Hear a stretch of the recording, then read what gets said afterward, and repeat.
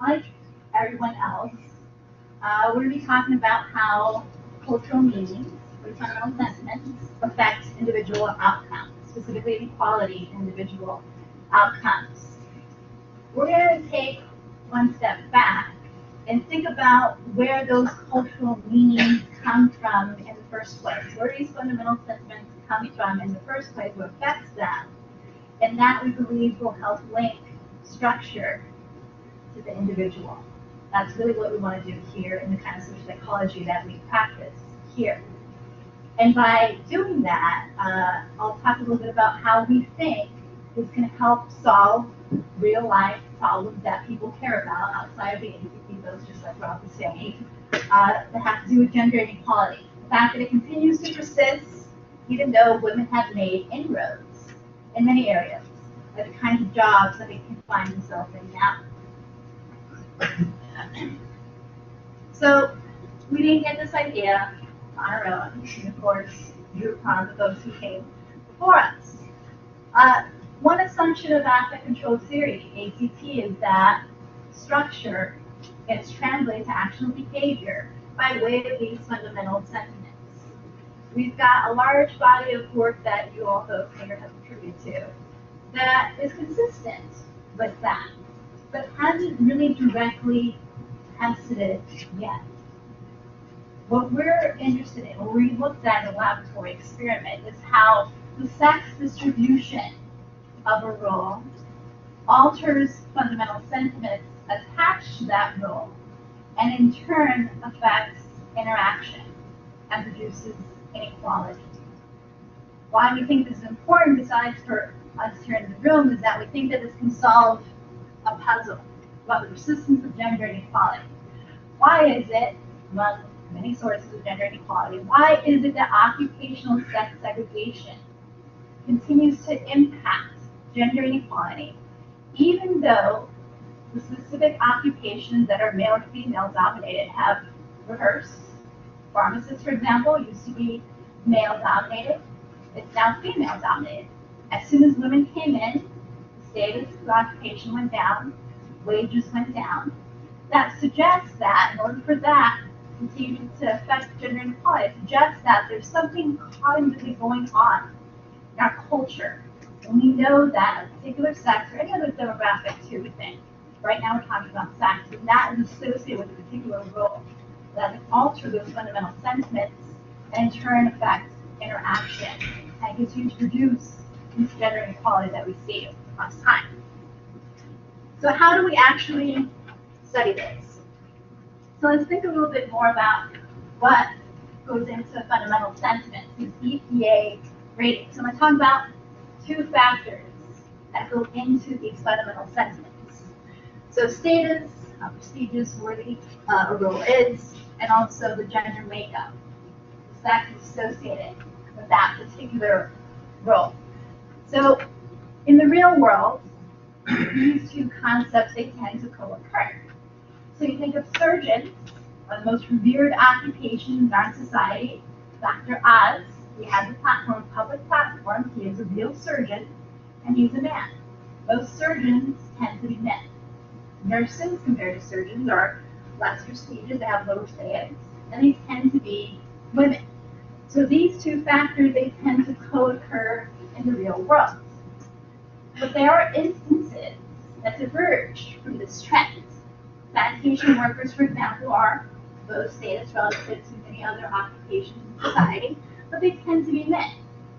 So it is possible to isolate the pure independent effects of the gender makeup of the role on a fundamental sentiment. But in practice, it's probably very difficult to do because naturally these two factors tend to co-occur.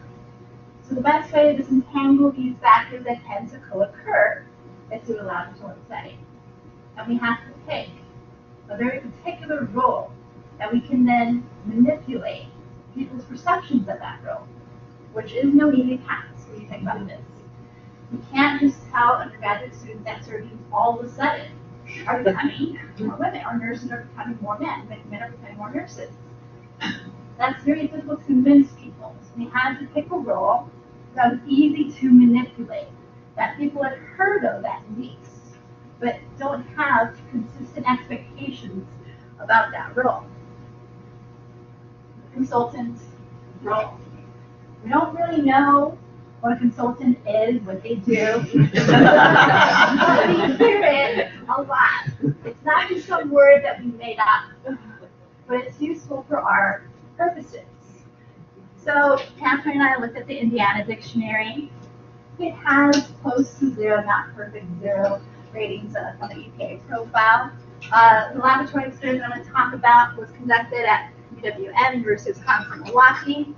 Before conducting it, we also checked to see what the fundamental assumptions are in that particular study, that particular population for this role, and it's very similar. We also asked them their status they attach to this consultant role. A number of different items. The scale ranges from 1 to 7. On average, the status that this particular population attaches to this role is right around the middle, that particular scale. Which sex they tend to associate with the role, also right about the middle. So this seems like a very suitable role for our purposes. Now, we go into the experimental design. What we did was we're interested in looking at inequality. We borrowed from the Expectation States Research Program to measure one kind of observable inequality in group setting. Influence, patterns of influence. So whose opinion we're likely to listen to. We tend to listen to the opinions of people who are good, people who are powerful. And so that's a good measure of inequality. We ran 200. I'm going to present data that analyze information from 200 participants. I'm going to go through the different conditions. There were 10 conditions. I'm going to walk you through the logic of all 10 of these here. So we ran both men and women, and we varied the information that we told them about a fictitious partner. So what I'll be calling the baseline condition when I present the results in a bit here. The participants were assigned a same-sex partner and were given no other information about their partner. So it's just baseline. What happens when two people who are the same sex interact with one another? The next condition that I'll be calling the gender-neutral conditions. What's different here is that we introduce the consultant role, but we tell them that they're equally likely to be men and women. So the gender-neutral, not really associated with one sex over the other. The next set of conditions, gender-typical condition. So this, I'll tell them, we told them that whatever sex the participant is, that's the one that's typically associated with that particular role. The atypical condition, the opposite sex is the one that's typically associated with that particular role. And then lastly, what I'll be referring to as the comparison condition.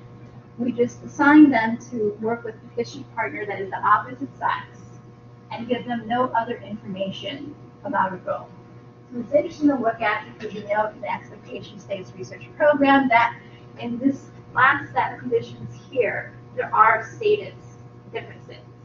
And so we want to make that comparison to this set because we're most interested in just your sex that's associated with the role as opposed to status and other factors. So what did we tell them about the consultant? So the information the participants saw on the screen in the laboratory experiment. We told them that a consultant is someone on a team who is expected to collect as much information from others as possible to help the team make an informed decision. A meaningless description, really. Everybody in a team should be doing this. So we didn't want to attach that much meaning to the role because we want the pure effects of the gender makeup of that role to influence the outcome. Second screen, we showed the gender the role typicality manipulation, which I'll show you in just a bit. And in the third screen, based on the information we have about the team members, the consultant will be always the partner, the fictitious partner. So how do we manipulate the role typicality of the sex typicality of this role? We said these are the demographics of the types of consultants that we are interested in today. Here's an image of these pie charts. This is the one showing that consultants are usually women. These percentages we got from the tokenism literature. Male typical, we just reverse those percentages. Gender neutral, 50-50 split. In terms of where we introduce this manipulation, this is the order of operations. They come in, we collect demographic information on the computer. They learn about that task that we're going to use to measure inequality influence in that group, the contrast sensitivity task. They meet their fictitious partner over a webcam to make it look like there's a real person on the other line, on the other computer line. In all conditions, besides the baseline and that comparison, that last set of conditions, oops, what is this? Yep. Should I just look here? Do not know what I just did. Oh, thank you. Yep. That was magical. Yeah, that was magical. Make sure it's. Is it actually clicking when you press the button? Yeah. Oh, yeah. All right. Okay. Yep.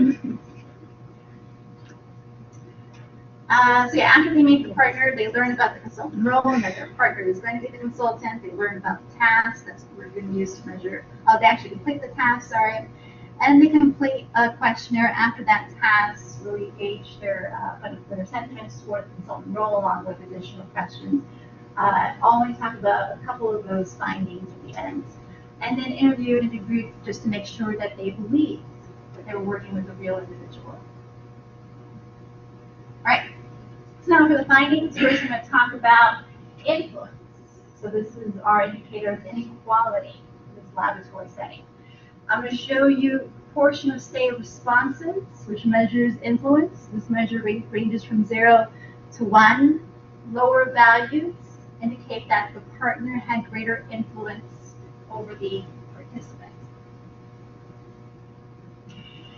So I'm going to point out a couple of interesting findings here. So let's look at the women first.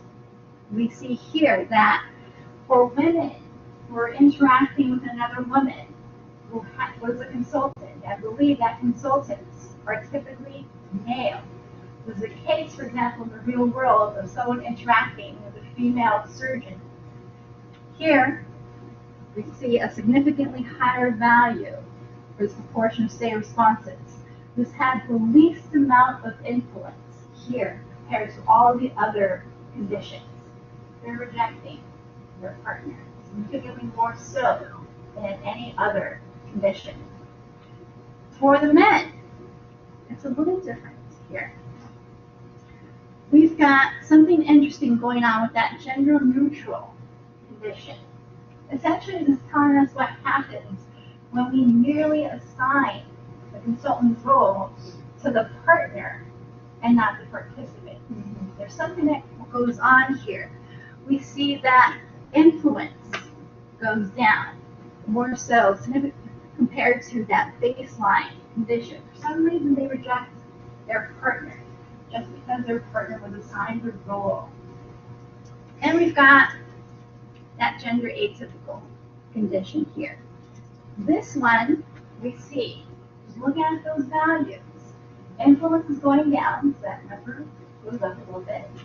But it is essentially the same, statistically the same as that baseline condition, statistically the same as that gender neutral condition. So they're rejecting their partner, but essentially, statistically here, at least when we're running these tests here, it's not as dramatic as what's going on with the women. Now, the EPA ratings. I'll walk you through these. Let's look at the women first. For the women, sorry, I'm getting back up here. For the women, just looking at the evaluation ratings, they all share the same superscript. Meaning they're all statistically the same. There's nothing going on with evaluation. For potency, another theme from these previous papers that we just heard from. Potency, we do see some patterns there. For the gender atypical condition, we see that potency goes down compared to that gender neutral condition. Not much else going on with the women. For men, we see that once again, Potency is an interesting thing that varies across condition. We've got that gender neutral condition, merely learning that you're working with a partner, you assign a consultant role, something happens. Potency of that partner, of that consultant role, goes up compared to the baseline. Remember that baseline condition, people in that condition never heard of consultant role until the very end. And in that gender atypical condition, potency here is significantly lower than in that gender neutral condition. And so it looks like sentiments associated with consultant role vary systematically. Perceived sexuality of the consultant role. And a lot of the action seems to be going on with potency. Not so much evaluation, not so much activation. There seems to be something about potency, just echoing what the other papers were showing. Okay. So it looks like we were able to, like I said, systematically alter the sentiments for a consultant role based on perceived sexuality of that role.